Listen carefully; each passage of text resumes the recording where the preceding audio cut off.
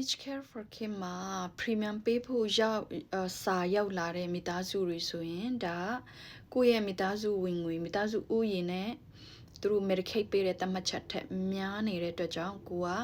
monthly premium ပေးရဖို့အတွက်စာတွေရတာဖြစ်ပါတယ်ဆိုတော့ဒီ Peach Care for Kim monthly premium ကို3မျိုးနဲ့ပေးလို့ရပါတယ်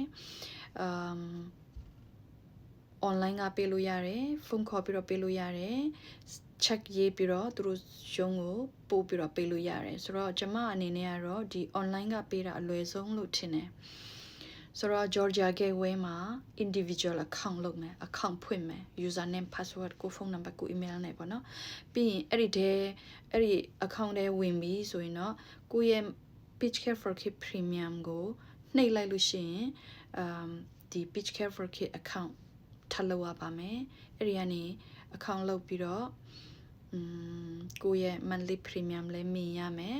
အဲ့ဒီကနေကိုယ့်ရဲ့ဘဏ်ကတ်နဲ့ပေါ့နော်အဲ့ဒါကိုထည့်ပြီးတော့ပေးရတာဖြစ်ပါတယ်ပြီးရင်ဒီချိန် account ထဲဝင်ပြီဆိုရင်တော့ဒါကို auto payment set up လုပ်လို့လဲပို့ပြီးတော့ရှင်းတယ်လာစဉ်ပေးဖို့မေ့သွားတာဘာညာမရှိတော့ဘူးပေါ့နော်ဆိုတော့ဒီ online နဲ့ပေးတာကတော့အလွယ်ဆုံးလို့ကျွန်မထင်ပါတယ်ဆိုတော့တချို့တွေ